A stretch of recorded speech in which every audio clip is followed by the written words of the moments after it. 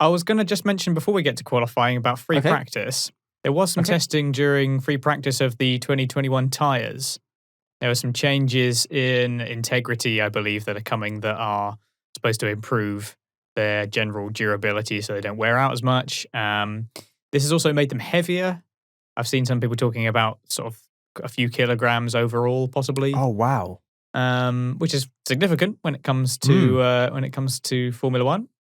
Hamilton and Vettel certainly didn't seem very happy. They were saying to the press pack that they thought it was terrible and they had less grip. People complaining about it when they're out on the track.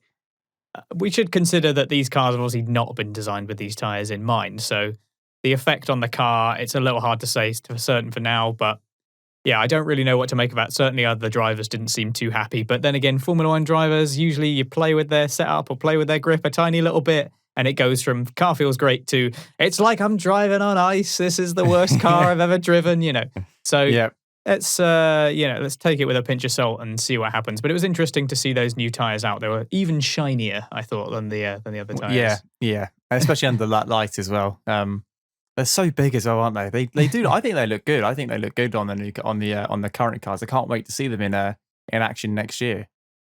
We also had Albon had a big crash in FP2, which caused a red flag.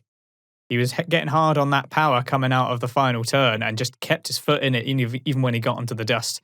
Yeah, and, I watched the telemetry of his accident, and I was quite shocked actually because he was off the track, all four wheels off the track, and then had 2 or 3 meters, probably 2 meters past the curb, but the telemetry showed his foot was still fully planted.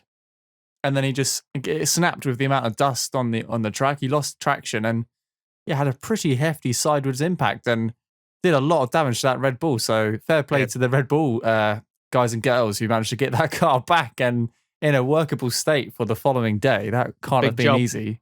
It was a massive job. And I hate to say it, but Red Bull have got used to it this year with their last minute repairs and, through Max and Alex. But in a way, it might help them. In a strange sort of way. It might be useful. Get the practice in, rebuilding that car. Rebuilding the car in less than 24 hours. We also had another red flag shortly after because a dog was on the track, which was a kind of sweet interlude, I guess. They did end up capturing it, and it ended up with the Bahrain RSPCA or Bahrain SPCA. That's the one, it is. So, I love it was okay. Vettel started singing "Who Let the Dogs Out" over the radio, and I thought that's the happiest he's sounded this year.